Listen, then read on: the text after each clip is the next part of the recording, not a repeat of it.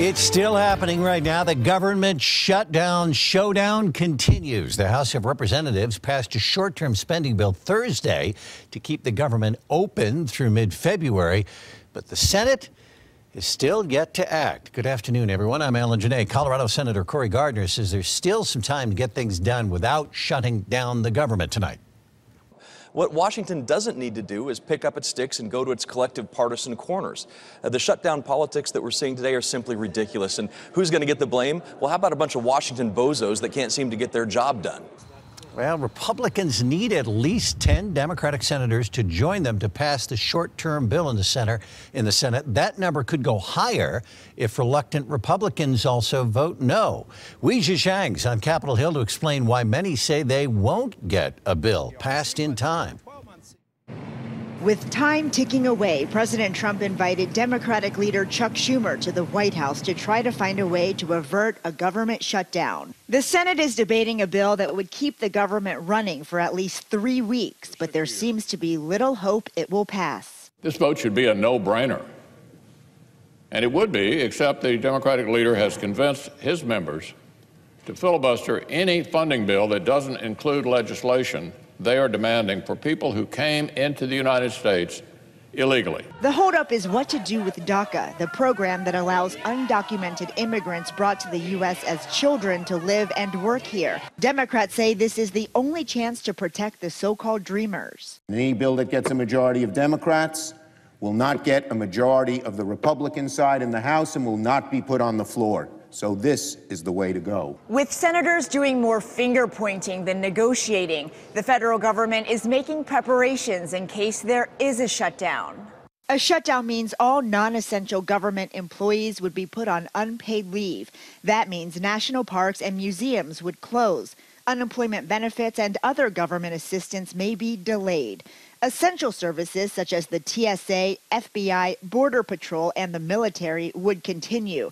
Social Security, Medicare, and Medicaid benefits will not be impacted. Weijia Zhang, CBS News, Capitol Hill. But in Colorado, more than 90,000 children could lose insurance if Congress does not approve government funding today.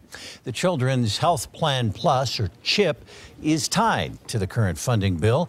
Angelique Smith uses CHIP for her 5-year-old son. She says it saves her about $4,000 a year. Now, if CHIP goes away, she may have to find a second job or maybe a new career. If this program goes away, what do we cut? Is it capoeira on Saturdays, or is it swimming that we don't do? Is it after school care that we cut? So there's a lot of decisions to be made. Hospital administrators are now trying to prioritize CHIP users, they say, before the program expires. Colorado senators are from different parties, but they have come together with their own plan for DACA. Senators Cory Gardner and Michael Bennet, along with 4 other lawmakers, worked on a bill that gives dreamers a pathway to citizenship, but it prevents them from sponsoring family members to enter the country. The bill allocates more than $1.5 billion for the border wall the president wants, and it grants visas based on merit, not on a lottery.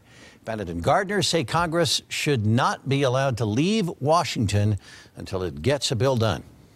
Colorado is seeing this slow motion train wreck play out, and what we're trying to do together, Republican, Democrat, 2 senators from the same state, we agree on a lot. We're going to disagree on things, but the fact is we're both here to do this work, to get our job done, to address a very serious immigration issue in a way that the president can support, can sign, a way that Republicans and Democrats can agree to it, to get the job done for our budget, our funding of government. We've done the work. The legislation is introduced. From my point of view, having sat through 4 months of negotiations, I have a pretty good sense of what the gives and the takes have been. So I think Washington will always look for an excuse not to act. I think we should act. Well, there are an estimated 16,000 dreamers in Colorado alone. Lawmakers at the state capitol are also talking about DACA today. The state house introduced a resolution to ask Congress to pass legislation to protect dreamers. Crisanta Duran, Speaker of the Colorado House, introduced that resolution. Although this move doesn't affect what happens in Washington, many were there to support it.